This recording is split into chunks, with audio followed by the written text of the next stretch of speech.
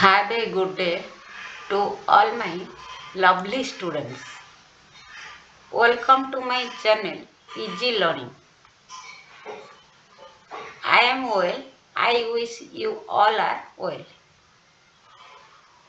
Every day you write and speak English for 5 minutes. For 5 minutes you will be strong in English. Mind it. Now follow my 3 points. 1 is listen. 2 is write. 3rd is remind again and again. You will be success in English speaking and writing skill. Now, I write some easy translation for you. ଦେଖ ପିଲାମାନେ ଆଜି ମୁଁ ଓଡ଼ିଆରୁ English କରୁଛି ସେଗୁଡ଼ା ଯେମିତି ବାରମ୍ବାର ଲେଖିବ ଆଉ ସେଗୁଡ଼ା କ'ଣ ସେ ପ୍ରାକ୍ଟିସ୍ କରିବ ତାହେଲେ ତୁମମାନଙ୍କର ଇଂଲିଶ କେବେ ଭୁଲ ହେବ ନାହିଁ। ଆଗରୁ ବି ମୁଁ କହିଦେଇଛି ଏଇଟା।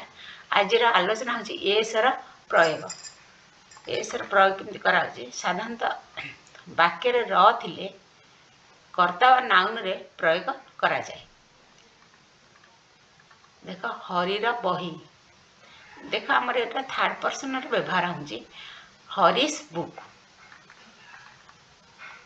ହରିର ଭାଇ ହରିସ୍ ବ୍ରଦର। ସୀତାର ଘଣ୍ଟା ସୀତାସ୍ ୱାଚ୍।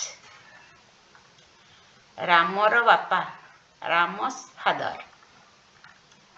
ଗାଈର କ୍ଷୀର କାଓଜ୍ ମିଲ୍କ। ଗାଈର ଲାଞ୍ଜ କାଓଜ୍ ଟେଲ୍। ହରିର ଭାଇ ଭାରି ସାହସୀ Hari's brother is very brave.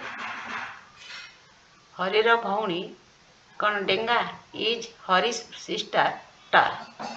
ଦେଖ ପିଲାମାନେ ତୁମମାନଙ୍କୁ ଏସ୍ର ବ୍ୟବହାର ଦେଲି ଏଇଟା 3rd ପର୍ସନ୍ ସିଙ୍ଗୁଲାର ନମ୍ବରରେ ମୁଁ ବ୍ୟବହାର କରିଛି କିନ୍ତୁ ନେକ୍ସଟ ଟ୍ରାନ୍ସଲେସନରେ ପୁଣି ତୁମକୁ ଏସ୍ର ବ୍ୟବହାର ଶିଖେଇବି ବହୁବଚନ ବ୍ୟବହାର ଶିଖେଇବି।